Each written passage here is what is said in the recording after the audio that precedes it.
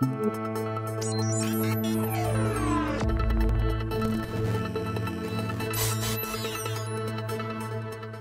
again, everybody. I'm Kevin Christopher, and welcome to another LEX 18 Digital Conversation. Today we're discussing the explosive growth of Lexington and all the problems, debates, and arguments that have come with this topic over the decades. I'm talking with Frank Penn, who's been on the Planning Commission for some 15 years now. And Frank, as you look into the future of Lexington, do you think we're going to grow up, or are we going to continue to spread out? Well, I think we're going to grow up. And for two or three reasons. One of them is that that's the most economical way to grow. I'm not saying there won't be some expansion at some time, but given this present comp plan, and this is my third one, we still have adequate growth to do this. And what's happening downtown with infill projects and with revitalization of downtown is a direct result of not expanding. We have 1,700 acres of developable land. We have 5,600 acres of land that's either underdeveloped or not developed at all. So we have plenty of room to grow, and the city needs to decide infrastructure-wise if we're going to grow, how we're going to grow, and get in front of it and not behind it. So I think we're going to continue to grow the way we are. We're a big college town. It's a way of life. It's where people want to live. Nowadays, jobs follow people. And that's a total reversal from what it was maybe 15 years ago, maybe even 10 years ago. People can live right anywhere they want to and work. With the internet and with the digital era we're coming into, the need for cars is getting less, the need for services is just expanding, and more people are providing services. So I see Lexington as, with the broadband, hopefully we'll increase that, being a tremendous place to live, and people want to live in an environment that's comfortable and where they want to raise their kids. And the largest demographics going forward are 65 and older for the next at least 5 to 10 years. And that's something we didn't even look at 5 years ago. And the millennials and then the people that follow that, Generation Xers, they're not wanting to jump in and buy a house because they've got college debt. They want experiences, they don't want life's responsibilities, and more of them are just choosing to do their family thing later in life. How do you make downtown affordable, though? Well, anywhere in Lexington, that's the issue. Our land is so expensive, and expanding will not make the land worth less. People that own this land, it's an investment, and it's appreciating at a 3 to 5% rate.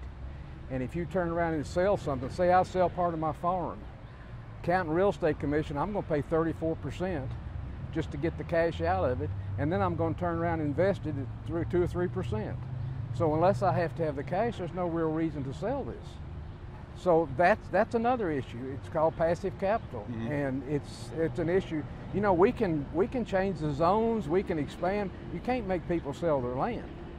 All you can do is give them an opportunity to, and we still have land that they have an opportunity to sell that's up to them. It's market driven. The builders that I've been talking to counter that it's just cost prohibitive to try to buy any of that land that you say is infill and able to sell. They've talked about, well, maybe you have to go into a neighborhood and raise a home that's worth $150,000 and put a $400,000, $500,000 home on it to get their price points in line.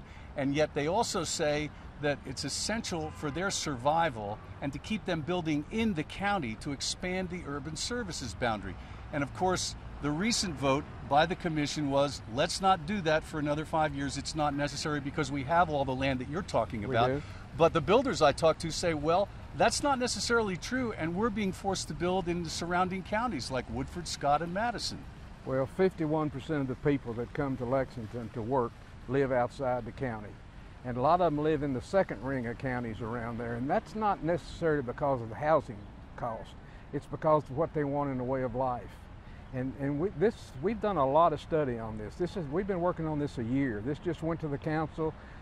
The Planning Commission sent it to the council, and they have till 1st of December to ratify it. And Do you believe it'll be ratified? I think it will be. I don't see any reason why it won't be. You know, the way we grow is going to change, but the way we live is changing. And we have to factor in the fact that the Lexington that we knew 10 years ago, and a lot of the development community are still working on last year's models, 10-year model. And I personally don't think that's a valid model. I think it's going to change. I think people are going to work where they live, and they don't necessarily have to have an office to do that. I spoke with a stay-at-home mom earlier today. She has 2 young boys, ages 5 and 18 months. Her husband works full-time in the medical services industry. And she told me that she moved into a neighborhood out off 8th and Boonesboro Road because of the schools, because of the proximity to shopping, the proximity to the interstates, because it was low crime, extremely safe, and there were entertainment and restaurant options over in Hamburg Pavilion that were just minutes away. Mm-hmm. And she said to me, you know, you just can't get something like that downtown. How can downtown provide a more livable environment where people can get some of that? Because essentially it has been, for the longest time, business, tourism, convention, and more recently, an expansion in the entertainment quotient with more restaurants and bars available downtown. But still, there's no major grocery store. Right. There's not a whole lot of retail. So how do you get that in there to even hook the next generations in? Well, you know, you're using a comparison with a woman who has 2 kids and is raising her family. Right. That's not necessarily the environment that people are going to live downtown.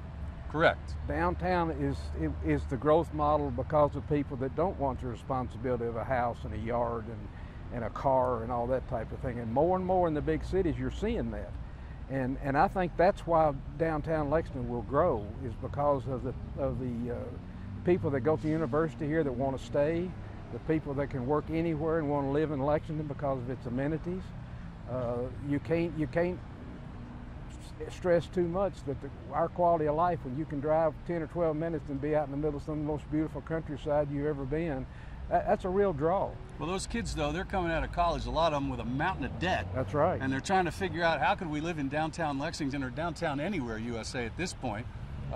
You know, where are the jobs that are going to give them enough money to get into a place downtown, even if it's a rental? And there's a lot of that on the way. And more we're seeing rentals, and the reason for that is affordability. You think that's the way it's going to go? I think it's going to go that way until we figure out some way to keep these kids from graduating with all this debt. I mean, credit card debt is one thing, but college debt is another. And when you and your spouse both have college debt, it's extremely hard to buy something of any consequence like a home would be.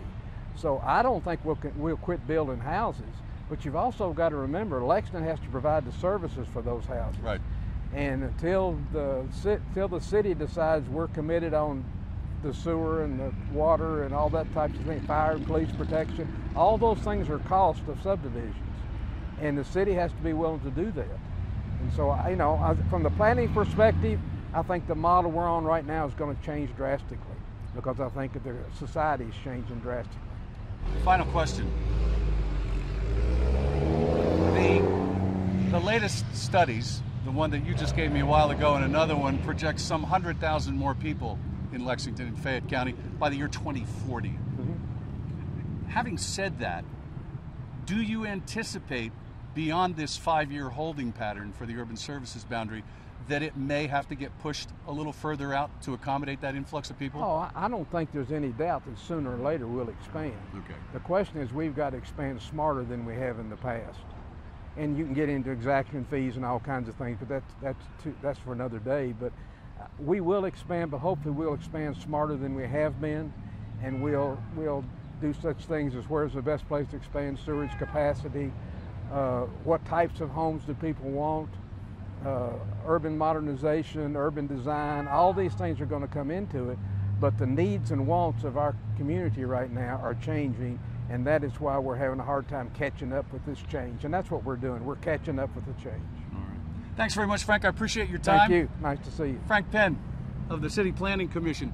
I'm Kevin Christopher. Thanks for joining us on another LEX 18 Digital Conversation. We'll see you next time.